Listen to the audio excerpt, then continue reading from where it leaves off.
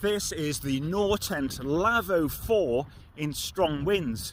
It's blowing 20 miles an hour here and barely moving. This is the stove jack here, and now I've got it set up with the inner tent inside.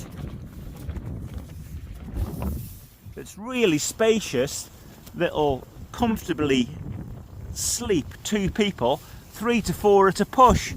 And this is where the stove goes in this dry section. It's been really easy to pitch for 1 person in these strong winds. So you can see the main video, I'll put a link below to how I set this up, and another camp where I've used this with the stove inside. Whoa, it's really blowing!